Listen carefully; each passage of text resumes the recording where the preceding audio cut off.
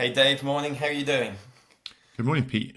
Doing great, thanks. Thanks for inviting me on. No, it's really good to see you. Whereabouts are you at the moment? So I'm based in Switzerland, in Lausanne, so the Olympic capital, not far from Geneva, just on the big lake there. Excellent. Well, look, I really appreciate you coming on the podcast. It's really good to see you. Um, and I want to just jump straight in so that our listeners can hear about who you are and what you're doing and how you've got to where you are now. Sure, my pleasure. Yeah, so I'm living in Switzerland, and it's quite a journey that's brought me here. But reflecting on it, I guess it's a journey that started about sort of curiosity in science and performance, specifically sport.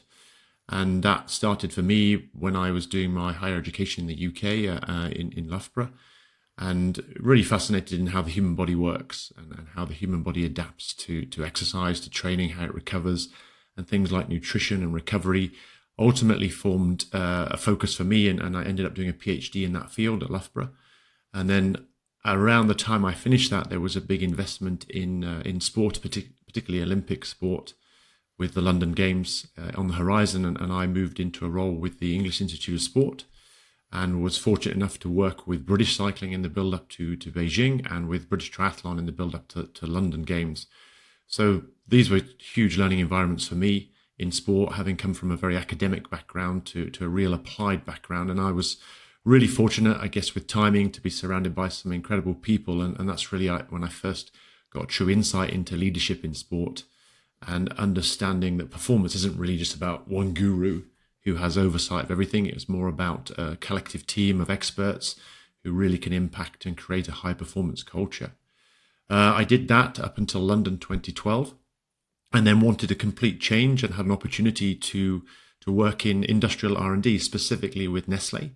That's why I'm living in Switzerland. I don't work with Nestlé now, but I was with them for a period of 3 years, mainly because they used to own a brand called PowerBar, which some people may be familiar with, and some other sports nutrition brands, which was very much small fry in their big portfolio of businesses because they're a rather large company. But that was a very interesting experience for me to move out of that performance world, specifically focused on sport, and understand more about that environment of R&D in international business and collaboration across the board, running international research projects tailored around product development and its relevance to consumers, where we're talking about millions of people rather than just one athlete.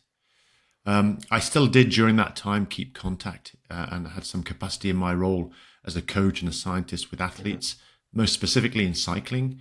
And I was fortunate enough to kind of find an opportunity with a professional cycling team, BMC, which is a Swiss bike company, and sponsored a team. It was actually a US registered team, and that enabled me to move into the world of professional cycling. And that was in around 2015. And I was 3 years with that team, and I've moved on to two other teams since. But my initial role was as a coach, and that was really the only avenue to get into the sport at the time. But I've progressed to be what we call a sort of head of performance or performance manager. And that's really someone who has oversight on all of the performance science elements, which has expanded dramatically.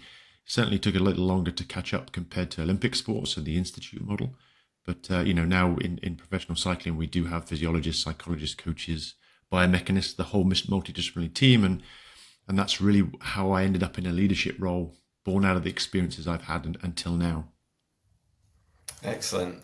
I mean, what a journey. I mean, I heard that when you were doing your PhD and you were testing subjects in the lab, you had one subject that was an absolute gun.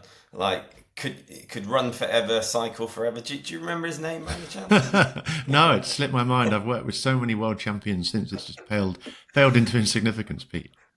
No, just for those of you listening, I knew Dave back in Loughborough days, and he dragged me in as a subject to his studies, and we got to know each other really well, and ended up being training partners and getting to know each other really well. So, but yes, I mean, you've had an incredible journey through research into Olympic sports and professional sports, and you've developed as a leader along the way, which isn't an automatic thing. Not everybody who's a good practitioner ends up in a leadership role. Can you share any moments or things that have fundamentally shaped you as the leader you are today?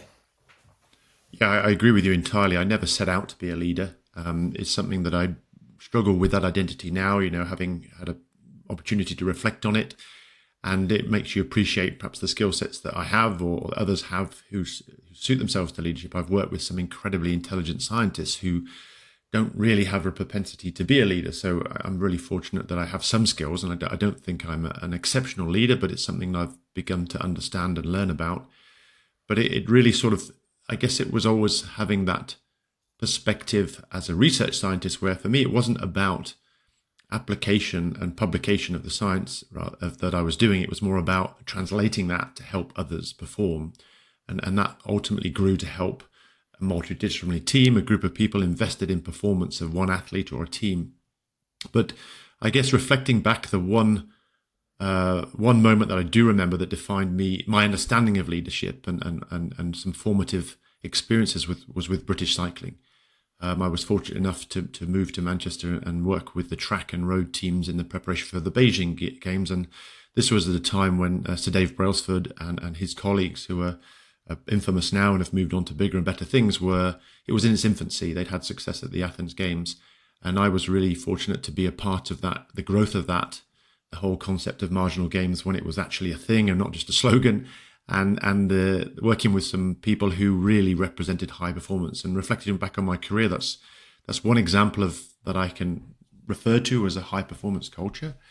And it was really interesting to understand and see how leaders like Sir Dave Brailsford conducted themselves, at the coalface. It wasn't just a secondhand experience. So that really defined me in the first instance. I mean, what a fantastic opportunity.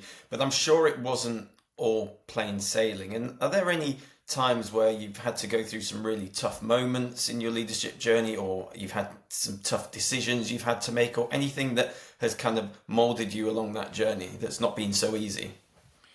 Oh, yeah, every day is challenging in sport, right? It's from the outside, it's an entertainment show and people like to follow it when things are going well. But you know better than me that sport is you lose more than you win. And I think it's, if you're managing or leading a group of people who are centered on improving performance, it's very easy to get caught up in the ups and downs of results and outcomes. And that's why my philosophy has always been around the process and engaging the process, because ultimately that can be a bit more consistent. But some challenging times, yeah, I guess, performance is often related to the viability, particularly in professional sport, of an organization.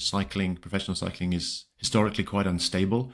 And I've been in organizations that have had great success, but then a period of time of underperformance, and that's questioned the viability of the organization. Sponsors pull out and things, and trying to lead a group of people and acknowledge that that's an issue and show empathy towards them and how it impacts all of us, but at the same time encourage them to focus on what they're good at and understand that there are factors we can't control, and stick to the process and don't worry about the outcome, and ultimately things will come true. COVID was a particularly challenging time, I think, for everyone, but in a sport like cycling that's decentralized, we're already familiar with working remotely, but then all of a sudden we went from, at that time I was working with a team that was a collaboration between Formula One team McLaren and Bahrain, an existing cycling team sponsored through the country of Bahrain. And that really killed that project, sadly. We had Rod Ellingworth as a team manager, so another fantastic leader that I learned a lot from. And I learned a lot from him during that period about how you had to basically think about people, and at a time when there was a lot of uncertainty in the world in general, how we had to invest time in groups of people, the athletes as well as the support staff, in focusing on what we could do and adapting as that uncertainty became a bit clearer through time. But yeah, that was a pretty challenging period for everyone. Sure, yeah. And just for our listeners who may not be cycling fans or may not follow the World Tour, can you just kind of explain how it works in terms of, the time that you have with the team, contact team at training camps and races, versus time when you might be working more remotely and coaching remotely? Can you just give us an idea of what that looks like? Sure, yeah. It's perhaps the one thing I would always use as a starting point is that cycling, because of the nature of the sport compared to high impact sports or other sports that require stadia and things, it's a lot of competition days. For example, you take a marathon runner or an Ironman or triathlete, they'll do maybe less than 10 or 8 events of that duration a year. Whereas cycling, our team this year did over 250 race days. So each athlete can do up to 80 to 90. So it means that it's a show on the road the whole time. These races aren't in a stadium; they're all over Europe and further afield. And why is that relevant? Well, it means that you come together a lot in a competition environment. Secondary to that, you have lots of training camps, and those training camps are often at altitude or in warmer climates. So what that means is that there isn't really a central location. We don't have a stadium we can go to on a Monday morning after a match on a Saturday or a Sunday. Our stadium is global, and in the real world, the field of play is a normal street on a given day. So that means that historically the sport has been had no necessity to be centralized, although there is some merit in perhaps modern teams looking at that as an option, because there's so many more advantages to working together in the same building. And the professional cycling league is split, and the top tier is called the World Tour Cycling, which represents 18 teams, and they compete in all the World Tour events, which include races like the Tour de France and the Giro d'Italia and the Vuelta a España, as well as one-day races in Belgium at the beginning of the year and some later in the year in Italy. There are even more events, and now in recent years, there's a point-scoring element to it. So teams go not just to win and perform at the highest races, but they're also vying for their status in that level, whether they're in the top division or the next one down. So the reality is that it's a challenging environment to work as a leader, as a practitioner, because you're not in a stadium, you can't go and have a coffee or meet at the water cooler with people. You're reliant upon a remote working, and therefore leading a group is a bit more challenging. So we really have to make the most of the time we're together at competition and at racing, and at the same time be able to have perspective and step back. It's very easy to get caught in the routine of race recover through the season, because it starts in January and finishes in October, and it can be non-stop. Oh, fascinating, and the complexity obviously adds further leadership challenges, like you said. But I'm guessing communication is a real key element in keeping those relationships and keeping people going in the right direction, and the messages, coherent and so on. Is that the case? Yeah, it's certainly, we're reliant on technology, which before the pandemic, most people engage with partly, but nowadays conference calls and virtual interactions are pretty commonplace. But I think cycling at a time was forced into using that, even telephone conference calls back in the day when I first got into the sport. So nowadays, information technology has evolved so much that this is much more practical. But I think it's also important to try and pick up the phone to people or actually go and visit people, because I think there's no substitute for face-to-face communication, particularly when leading a group, even though there are tools available now that make that less of a necessity. Sure. So you started your career as an exercise physiologist, and then you've gone into coaching and leadership and so on. So you haven't really had formal leadership training, if you like, but I'm sure you have models in your own mind that either you've developed or that you've picked up along the way from things you've read, or you use certain frameworks within your style of leadership. Are you able to kind of share any of those with us and give us an idea of how you frame some of your modus operandi, so the way you operate? Sure, absolutely. It's obviously very specific to the context, but just to give you some framing for that, I had a lot of experience of great leaders during my time with British Cycling, and then in the build up to London with the British Triathlon team. And then my time at Nestlé was super interesting because I got sent on leadership courses in that capacity, which sounds a bit strange, but it was an organization that's huge and wants to develop its workforce. And I really was able to learn in an environment outside of performance sport about leadership. And that was interesting, where I got a bit more of an understanding and could reflect on what I'd seen firsthand. And then now I still use that, although it was only 3 years in that environment of global R&D, it's sort of relevant to me now because it gave me some distance and saw things from a different perspective that can be translated into my role now. So one thing that I often sort of hammer home with the teams that I work with when we're looking at impact in performance and trying to lead them is the concept of planning, monitoring, reflecting on that, and then adapting our learning accordingly. And that's a concept that I first experienced at British Cycling and is now something that we do and are able to do because of the technology available to us in working with athletes to routinely do that day in, day out. So that's a framework that I've adopted and still use today. Can you just unpack that a little bit more for us? Because obviously, it'd be good to understand what that looks like. So planning what, monitoring, what are you monitoring? Can you give us a bit of an example of how that framework looks like in action? Well, it speaks a bit to what I said about the kind of nature of professional cycling, that the multiple competition days means that it's very easy to default to a very reactive approach to supporting athletes, because you'd go from competition to competition and you lose sight of the bigger picture.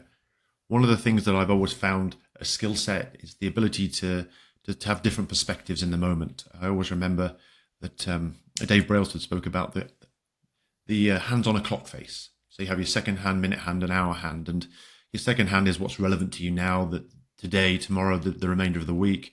The minute hand is more weeks and months, and the hour hand is months to years. And very few people in any professional capacity can do all three. Typically, your senior management in an organization or business are very much focused on the hour hand and the minute hand, and the people that are driving the workforce. So in professional cycling, it will be the mechanics and the soigneurs and the sports directors there. What's relevant to them is what's happening now and next week. They're not thinking next year. And what I always found I could do is do all three. So you can actually appreciate what's going on in the moment, but at the same time, step back two places. And that's what this is underpinning. It's okay if we're caught in the season and we're 3 months into the year. It's do we have a plan? Are we monitoring that plan? And are we taking the time to debrief and reflect on that plan and adapt to it? Because you can sit in the off season in any sport and have real clarity of thought and say, okay, this is what we learned from last year. This is what we're going to implement. But it's very quickly forgotten as you get into the first period of the new season. So it's really that's what's underpinning it. It's like, how do we plan an athlete's training? How are we able to monitor that? And do we allow ourselves a moment to reflect on that and not react to performance, but say, is what we targeted before this last race period, is that been effective? And if not, in that reflective process, how do we adapt to what we've learned in the short term? That's brilliant. I love the clock face illustration as well, and the ability to be able to operate at kind of all three levels, like you said, is a real skill and something you've clearly developed. And I think that's what sets good leaders apart. It's not an accident that you've got to where you are. It's because you can do these things. And I've noticed that with all the leaders that I interview, the fact that they've got to where they are is because they have these kind of unusual skill sets of being able to operate at multiple levels and juggle multiple balls. So thanks for sharing that with us. That's really good.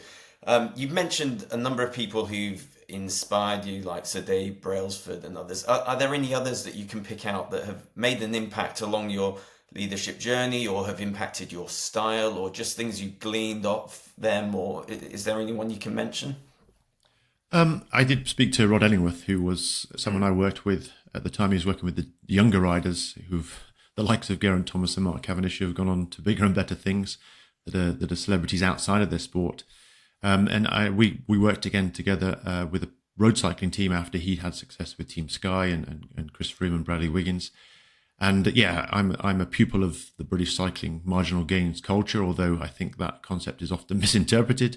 We can discuss that later if you want. But Rod was an interesting guy to see come along when we had this project linking an existing team with the Formula One team, McLaren, and Rod was charged with leading that project. And it was super interesting to see how much time he spent in getting alignment from the workforce, from the staff surrounding the athletes, and how many times he repeated messages, and how he invested 6 months before the start of the year, literally going around with his big red book with all his notes in, and investing in people and getting everyone aligned before the project started, in essence. And it made me really understand that it's not about being that visionary leader who takes credit at the end of the day. It's about the person who puts the hard graft in preparation to make sure everyone's agreeing that we're turning right, and there aren't people who are going to turn left and derail the project. And yeah, it was I guess a calibration for me, having gone from Olympic sport into industry and then back into professional sport, to revisit that for someone who I'd worked with previously, who'd obviously developed themselves as a leader in that period of time. Yeah, no, it sounds like a classic example of somebody who leads by example, and they're not just a leader by name, but they're actually putting in the hard graft, like you said. I'd actually like to go back to what you said about marginal gains because, like you said, it can be very easily misunderstood. It's become a real sort of cliched term almost, or a real buzz term that people are throwing around. I've been to seminars in the world of business and with in the corporate world as well as in the sports world where people are talking about marginal gains, and sometimes it winds me up because people focus on the 1%, the 2%, and forget the 80 or 90%, and that's kind of one of the downsides of this. But can you just kind of unpack the whole concept, tell us what it is, tell us when it works and when it falls down, because I think that would be really useful kind of rabbit hole to go down. Sure. I think that ultimately, as you've said, it's been, and it's human nature to think of a margin as 1%, right? A margin can be anything from 1% to 80% to 50%. And if you look back to Sir David Brailsford's original quote, and I'm sure he'd acknowledge he's not the person who invented the concept, he's simply just applying an existing concept. I think it's in Matthew Syed's book on black box thinking, who himself perhaps misinterpreted it a little. I think he was just saying that it was a way to simplify performance, or at least break down performance into its constituent parts. And that's really important to people who are working in performance, because it's a huge beast, right? There's multiple things that can influence it, that lead to what you see when you watch an Olympic final or the Tour de France or a World Cup final in any given team sport. And people who are interested commercially because they have equipment, clothing, they jump on those 1%ers because winning margins are often of that nature, right? So particularly in cycling, we have partners we work with and they are guilty of using marginal gains concept to drive their product, because inevitably a winning margin is 1 or 2%, and research and testing that we do often show that this piece of equipment or this piece of clothing is about that, but it's not the winning difference. It's not that an athlete's performance is a function of multiple factors that are added up to what you see when you watch that, or you're a part of that process. The difference between them and the winner, or the person who came second, is also a combination of all those factors. It's not one isolated thing. It's human nature to simplify that, but it's a very dangerous path if you go down that, where you believe that, okay, you end up prioritizing things incorrectly. And it's an important exercise to do. And I think a lot of people need to go through a process of learning where they perhaps naturally engage in that simplification of performance and then reflect on it with experience. The concept of marginal gains was originally called aggregation of marginal gains, and that's been dropped over the years. And that's because, and from my scientific background, that we know something like nutrition supplements like caffeine and creatine, they all have 3 or 4% potential to improve performance. They're ergogenic aids, but it doesn't add up. You don't get 12% improvement. There's diminishing returns, and that was dropped. But I think for me, it's useful because it's a way of breaking down performance and understanding what you can control, what you can't control, and where best to invest your time. But it should be introduced and used with a great degree of caution, and you have to be aware. In my current team, it was only last year that someone who was driving aerodynamic testing, who was convinced, for time trial performance in cycling, this is quite scientific, it's much more easy to control, was very obsessed with, gearing and specific adjustments to the bike, chain lubrication, tire pressure. And then this is an experienced practitioner then said, actually, I get it now. It's first and foremost, it's how much time they spend training on their time trial bike. Then it's their individual position on the bike. Then it's the clothing. Then it's the bike. Then it's the gears and the chain lube and the tires. So, but it's, when you're a consumer of sport, whether you take part yourself or you follow it, you're heavily influenced by people who are trying to sell you something. So that's always the trap you fall into.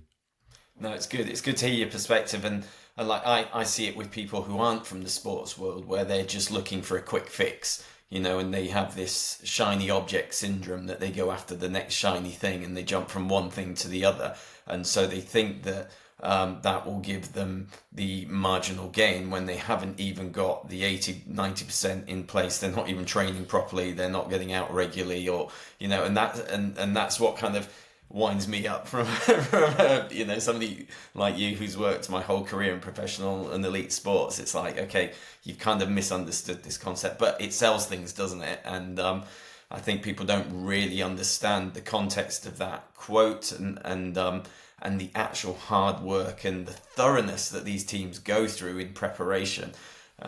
So yeah, no, thanks. That's interesting. I want to go back into you as a leader now and just talk about any sort of areas of leadership style or qualities that you've developed over your time as a leader. Is there anything that kind of stands out in, or any way that you kind of, sort of have developed as a leader that might set you apart as different, or that might be slightly unique to you, or something you can share with us in that area? Sure. As I say, most of my leadership has been through acquired experience as opposed to specific training. I think leadership compared to management is sort of comes with a certain propensity, a personality that can do that. To be a visionary and inspirational figure isn't natural to everyone. It's certainly not that natural to me.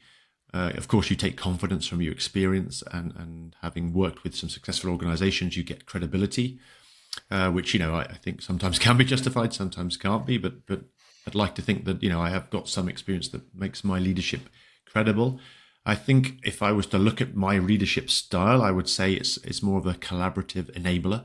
I'm not as comfortable standing in front of a group of people and guiding the ship, pulling the ship along. I'd always use the analogy of steering the ship from the back, rather than being the one that pulls the moor line over the shoulder and drags it along.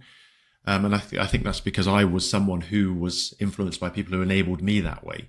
It was some people who were able, from my PhD supervisor when I did my research degree, through my experiences in professional sport and in business, the leaders that I had the most respect for were the ones that weren't really in it for themselves, so to speak. I think that it was about people who were keen to facilitate and give others the platform to express themselves and use their individual skill sets, and that's fundamental in a systems thinking approach in performance sport. It's an ecosystem of psychologists, physiologists, biomechanists, depending on the sport, engineers, and enabling those people to contribute to the bigger performance question is core to my leadership style.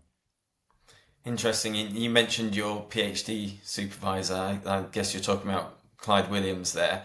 And, if you look at somebody like him, an incredible leader in terms of the impact that he's had on the discipline, on the profession over such a long period of time, yet such a humble character.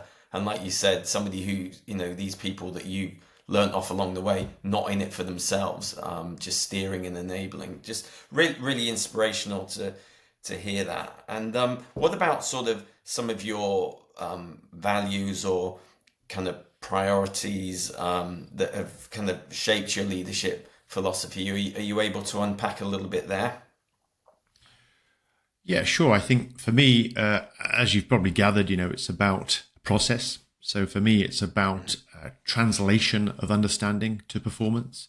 So I'm inquisitive, I'm curious about things. So I enjoy working with people and leading people who have that research question and always asking questions. I remember one time when I was with my first professional cycling team, working with other scientists, and I always remember it because it really reinforced that we were focused on process and not outcome. And at that time, the team was quite successful, and they were winning half the time trials they started. And I remember we'd won a team time trial event where it's a number of riders that race together rather than individually. And the team was existing world champions. And I think it was the second world championships or one of the major races. And I remember speaking and working with these two individuals, and they were still debating the merits of whether we'd used cooling vests properly and whether we'd done that. And the team had won. Everyone else was high-fiving and congratulating each other. And I just distinctly remember these individuals, they were so engrossed in the process that they were less about the outcome, and they were all about translating the science. Have we done this right? Could we improve here? And it was a joy to be a part of that group where it wasn't about, standing on the podium with the athlete and celebrating success. It was about just the inquisitive mind of trying to understand what we're doing and translating that to performance. I think there's an element of that helps with your longevity as a leader in sport, because sport is a roller coaster, and if you're just kind of living for those results, then life could be pretty miserable with the ups and downs, but if you're celebrating the process and you're so engrossed in that, that can really help in terms of sticking at it and staying the course. I'd like to just go back to some of the things that are unique about cycling in your role, because cycling is very data driven, and so it's all about numbers. You're obviously very kind of data driven and numbers driven with your background and your PhD or your research and so on. Yet at the same time, it's a human role because you're working with human beings, you're dealing with people. Can you talk to that a little bit and talk about how you kind of manage those differences?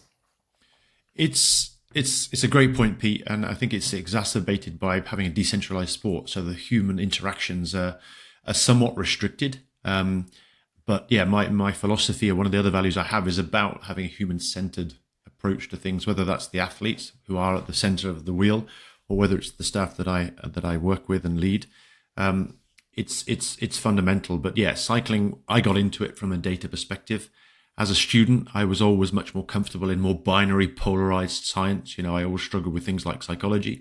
But as I evolved into a practitioner in elite sport, I really began to understand the relevance of those fluffy things, as hard scientists would call them, which is really about understanding humans and how that's influenced. So yeah, I worked with very successful cyclists in my time at British Cycling, and I realized that working with individuals who were also data focused was a joy. It's like, okay, this is fantastic. Here's a professional athlete who's highly accomplished, who's has the same passion for the data as I do.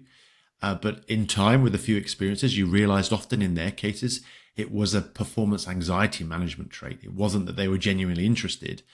And I've come to learn since that the best athletes in the world they're obsessive, but they know when to stop asking questions in different areas, right? They get to a point where they leverage the experts around them.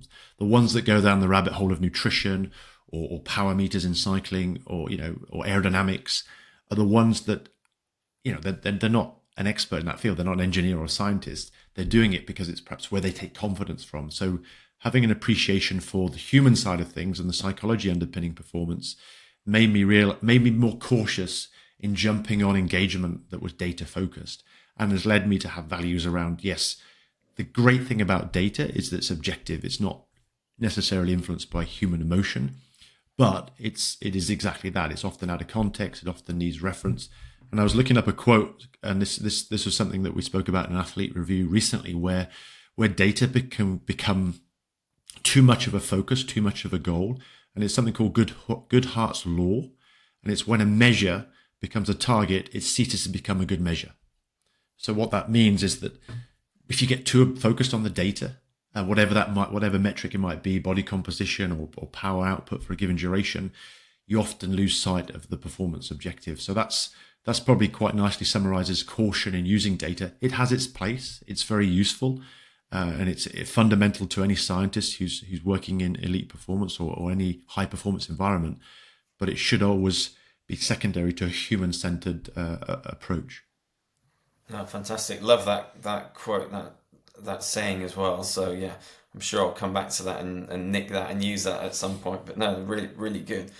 So in terms of your own leadership journey and so on, is there anything that you do on a regular basis to educate yourself? Do you read? Do you listen to podcasts? Do you have mentors? Do you hang around other leaders? What do you do in terms of personal development as a leader?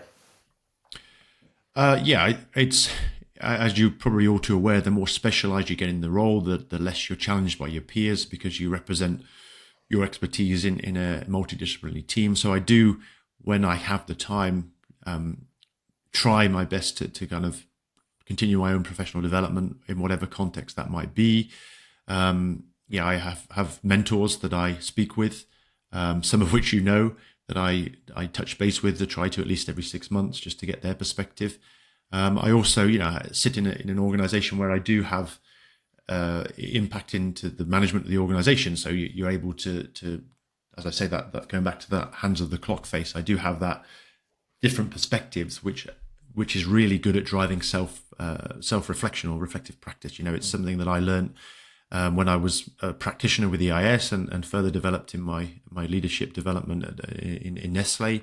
And those are the things that I fall back on. But to be honest, it's challenging to continually do that as you become more of a generalist. And even now, I'm really trying to get back more into fundamental science to better understand my grounding. To then, because that world, particularly in high performance sport, moves very quickly.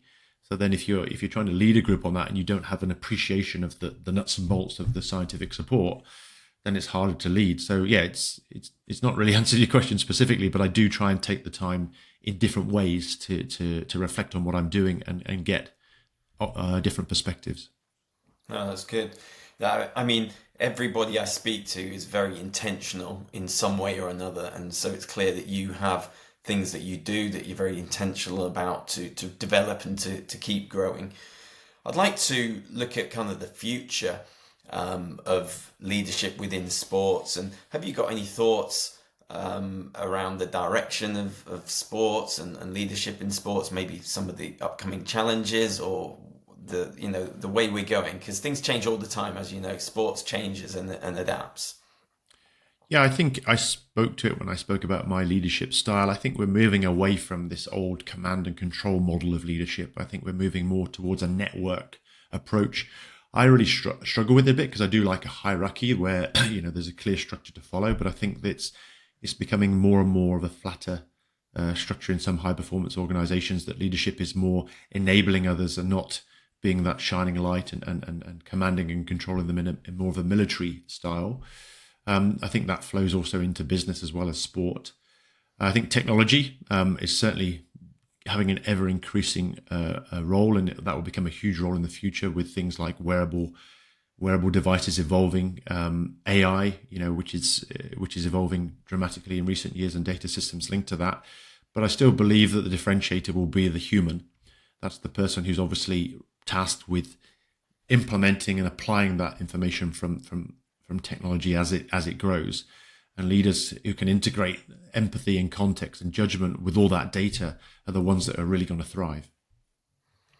It's good that you brought that up, because I know that we've got all sorts of listeners on this show. We've got people who are leaders in high positions, performance directors of sport, but we've also got aspiring leaders, so younger people in the profession who might be stepping up to be a head of department, so head of physiology or head of strength and conditioning, and they're looking at their leadership journey ahead. So it's really good to be able to talk about the future of leadership, because I know people I've spoken to are worried about AI, and AI is going to take over all our jobs, the robots are going to take our jobs and so on. But I like what you said, because I really agree that if we can find what makes us unique as humans, then we're always going to have a role and always have a job. And so it's finding how we can be unique and the role that we can play, and the intersection between the machine and the human, or the computer and the human, is so important. And I think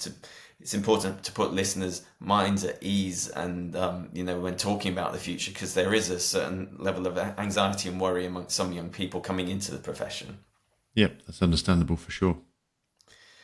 And have you got any sort of advice that you would give to some of these up and coming leaders, people who maybe have taken a similar route to you? They've started as a physiologist maybe, or started as a practitioner, but are thinking, there's something in me that I have a sort of a bit of a gift for leadership. I've got some qualities that could do well as a leader. Have you got any words of advice? Yeah, I think you spoke to it then when I would refer to my own experience, and that was building a range, learning across disciplines. You may be a physiologist, but embracing other disciplines, psychology, technology, even storytelling. The best leaders in performance are translators. Yeah, they're able to speak the language of science, but also communicate that with people, athletes, and other practitioners. So I think having an appreciation of the larger perspective is important, but also staying connected to your purpose. You get there as a product of your own experience, and it's very easy to get lost in data and deadlines and other factors that contribute to performance. But fundamentally, the reason we do all of this thing is to help others, in our case, athletes, and that's your purpose in high performance sport, and help people achieve their potential. Great stuff. Just a few other questions for you, Dave. So, you've recently written a book. Can you tell us about that, and maybe anything else that's on the horizon? Anything else interesting you're involved in? But tell us about the book. Oh, thank you. This wasn't a book promotion, so It thanks wasn't, for- and you didn't ask that. This is all me promoting you. Don't worry. Thank you, Pete. No, I was approached a year ago to contribute to a series of books, The Science of, and it's scientific based, but it's not heavy scientific text, and it's the science of cycling, obviously, and it's a broad text that's heavily illustrated and very user friendly to amateur athletes or people with some scientific interest and inquiry. That covers the range of anatomy, physiology, nutrition, even sort of the tactics behind professional cycling, the technology behind professional cycling. I think I even included a chapter there on game theory, so the application of like economics to cycling performance. So yeah, it's my first full book. I'm appreciative to the publisher for reaching out to me and helping me to grow that one. And that comes out at the end of the year, so a perfect Christmas present for people. Brilliant. And how accessible is it to sort of the everyday person, or is it a really scientific text, or is it somewhere in the middle, or? It's somewhere in the middle. It's yeah. I think typically people who gravitate towards cycling tend to be a little bit data centric, so it's aimed at that. It's not the kind of text that is heavily referenced, and you need to be knowledgeable in the field. It should be very accessible. It's available on Amazon, and it's yeah. A lot of the work we did was to not dumb the science down, but just to make it a bit more applicable to those that don't have, a strong scientific or academic background. Great. And what's it called? Cycling of Science. Yeah, the Cycling Sorry? of Science. It's the Cycling of Science. It's by DK Publishing, and it's available on Amazon. So if you Google my name and cycling, I think it's the first hit.